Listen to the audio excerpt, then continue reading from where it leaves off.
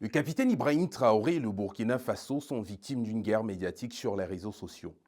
Vous avez certainement vu passer ce type de vidéo clairement générée par intelligence artificielle où on voit des soi-disant réalisations futuristes qui auraient été réalisées par le président Ibrahim Traoré au Burkina.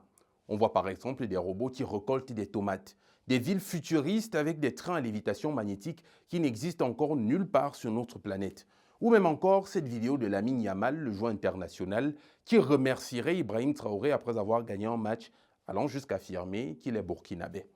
De faux comptes sont créés pour assurer en commentaire toutes les personnes qui se demandent si les images en question sont réelles ou pas. Et les mêmes comptes republient les dites vidéos pour augmenter leur potentiel de viralité. Et au cas où vous ne l'aurez pas encore compris, ces vidéos sont bien évidemment toutes fausses et ne sont pas faites dans l'intérêt du Burkina. Nous sommes là face à un nouveau type de guerre, ce qu'on appelle en anglais la meme war, la guerre des mèmes. Et le terrain de bataille, c'est votre cerveau ou plutôt votre esprit.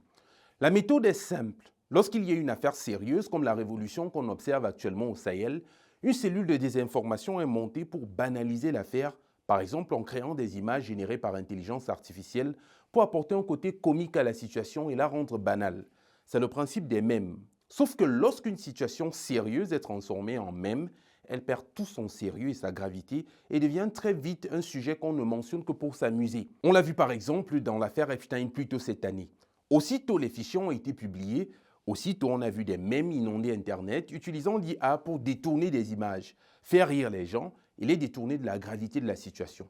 Dans le cas du Burkina et du capitaine Traoré, il s'agit de discréditer les actions révolutionnaires menées dans ce pays, en les transformant en objets de raillerie, en inondant la toile de fausses vidéos et de messages qui n'ont rien à voir avec le Burkina pour créer soit un sentiment de mépris chez les gens, parce qu'ils se diront que c'est le Burkina, l'État burkinabé, qui crée ces fausses vidéos pour rehausser son image alors qu'il n'en est rien, soit cela va créer des attentes tellement hautes que toutes les actions menées par le Burkina, quelle que soit leur ampleur, seront diluées parce que désormais, on s'attend à plus venant d'eux à cause de ces vidéos.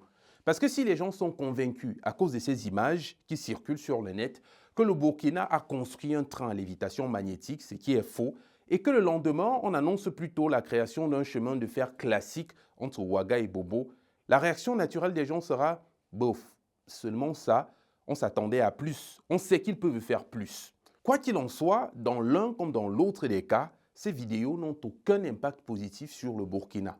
La question qu'il convient donc de se poser, c'est qui se cache derrière ces centaines de comptes de propagande anti-Burkina et anti-Traoré?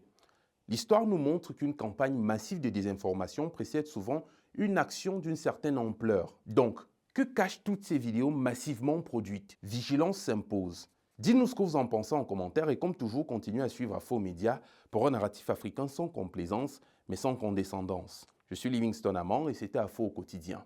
À demain.